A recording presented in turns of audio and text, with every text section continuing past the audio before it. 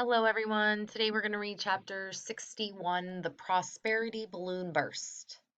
1928 was an election year. Two good men were running for president. One was Herbert Hoover, an engineer and a businessman who had a reputation for accomplishing things.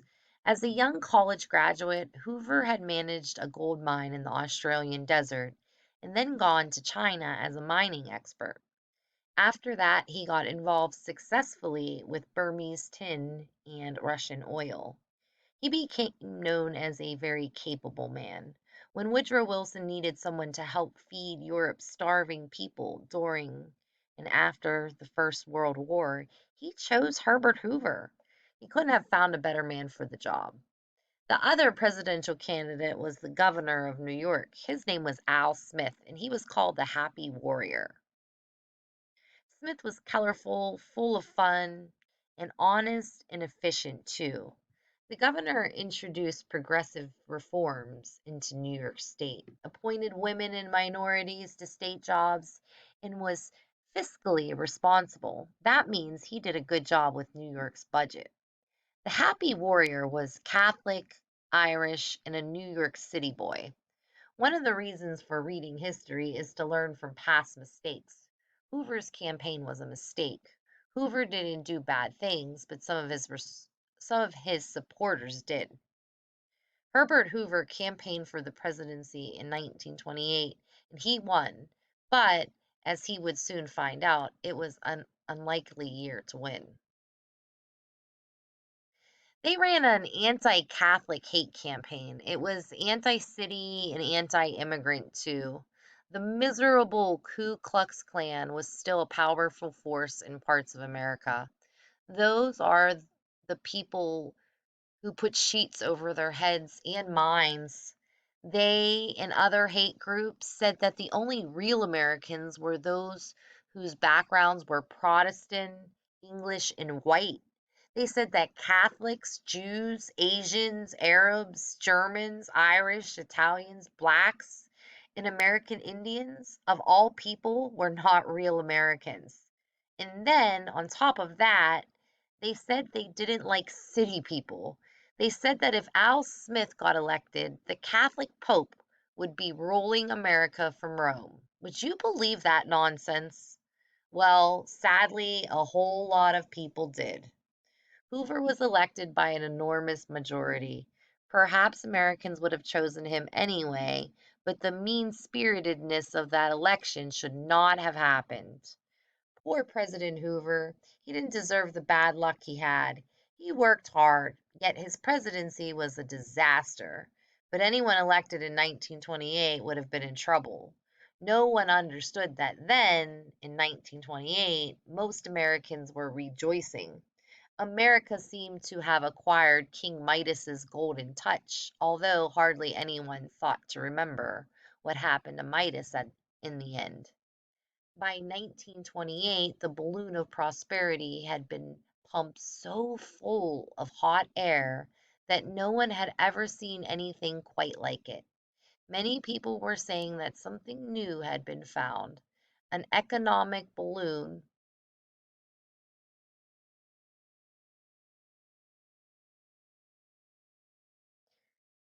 that would just keep expanding. A few others were saying, "Stand back, cover your ears, and watch out." In 1927, 28, and 29, it was easy to get rich. All you had to do was put a little money in the stock market. Then you could watch it turn into a whole lot of money. Here's how it worked. Imagine that you are the owner of a large company, the ABC Automobile Company. You manufacture cars, good cars, and now you want to expand. You want to add new models. You need to buy a new plant and buy a lot of equipment. You need money. So you decide to look for investors. You go public. You sell shares in your company. You sell 10,000 shares at $100 each. The shares are called stock. Anyone who buys that stock becomes part owner of the ABC Auto Company. The new automobile models are a big success. The company earns a great deal of money. The stockholders get a percentage of the profits. The money they get is called a dividend. The future of your company looks very good. Many people want to buy stock in the ABC company. Here is where a rule of economics called the law of supply and demand comes in. There are only 10,000 shares available. That may sound like a lot, but it really isn't. There's a big demand for ABC stock. People will pay 110 a share for it. They will pay 120 a share. Before long, ABC stock is selling for $200. One stockholder, Mr. Jones, bought 10 shares at $100 each. How much money did he spend? Now he will sell them at $200 each. How much money will he have now? What is his profit? Easy to make money that way, isn't it? In the 20s, it was even easier. People bought stocks on margin. That means they borrowed most of the money. Today, laws restrict margin buying. Margin means you don't have to pay $100 for $100 worth of stock. In 1927, you could pay $10 and borrow the other 90 from the stockbroker. The person who buys and sells the stock for you is called the stockbroker. Now, if Mr. Jones puts $100 into ABC stock and buys on a margin at 10%, he can have 10 shares instead of one. For 1,000, he will get 100 shares. If he sells the shares for $200 each, how much money will he have? He has to pay back the money he borrowed, 90 per share, but he still makes a whole lot of money. See, if you can figure out how much, the good idea that many people soon had was to buy a lot of stock for very little money and get rich quickly. The business of buying and selling stocks is called the stock market. The place where stocks are bought and sold is called a stock exchange. The most important stock exchange is the New York City on Wall Street. Brokers from all over the world call Wall Street with orders to buy and sell. The stock market usually reflects the business world. If things are going well, stocks go up. If business is poor, stocks go down. Brokers have a nickname for an up market. They call it a bull market. A down market is a bear market. The 20s were a prosperous time. Around 1924, the stock market started rising. At first, it was slow, moderate rise. Then the bulls got frisky. In 1927, the market began to rise like fury. Almost overnight, stocks doubled and sometimes tripled in value. Everyone was talking about it. Newspapers wrote about it. Many politicians and business leaders were smiling and saying that the boom would just go on and on. Professors from the nation's great universities were saying the same thing. Now, suppose you're living in 1927. All of your friends are getting rich and you aren't. You feel like a dummy, don't you? Why don't you take all of your savings and buy as much stock as you can? Buy them on a margin so you can get lots of shares for your money. That's the smart thing to do, say many business experts. So that's just what you do. In July 1929, and some of your friends do it too. The stock boom is a phenomenal before July.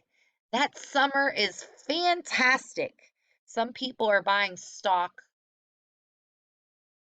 in anything. It doesn't matter if the company has real worth or not. No one seems to care. Just give me stock and more stock. I want to get rich. The stock balloon grows bigger and bigger and bigger, and then guess what happens? Picture a balloon being pumped up. Now watch that pin. You thought the balloon went up fast? Well, whoosh, it will come down much faster. It happens in October of 1921. It is called the panic. People go wild trying to sell, but now almost no one wants to buy. Remember that $100 stock you bought on a margin for $10? Well, the price just drops. Your broker sells it. Too bad you lose your $10. No, it's worse than that. You see, you owe $90 on that stock. Deduct $90 from the price your broker gets when he sells the stock. You owe the rest because you bought 100 shares of stock. Or was it 1,000? Or was it 10,000? You put all of your savings into the stock market. The experts said that was the smart thing to do. Sorry, you owe the money. You don't have any money? You can sell your house or your car or both. Oh, you just lost your job too? You worked at that ABC automotive company? Oh, that's too bad. Most people have stopped buying cars. Now the company is losing money. It has to sell that beautiful new plant. Why doesn't it sell stock to try to raise money? Are you kidding? No one's buying stock now. And you know about the banks, don't you? The banks are in trouble too. You see, the banks lent out money to the brokers, and all those people who were buying stocks, now they have no money. So they are closing their doors. What is happening in America? We're having a depression, that's what. It will go on for 10 years. People will be out of work. The country will be in terrible shape. Years later, economic historians will look at the wild stock market boom and the awful depression and say that they didn't have to happen. If there had been good leadership and sensible regulations, they could have been prevented. That's where greed gets you, they'll say. That's where out of date thinking gets you, they'll say. But where were those economists when they were needed?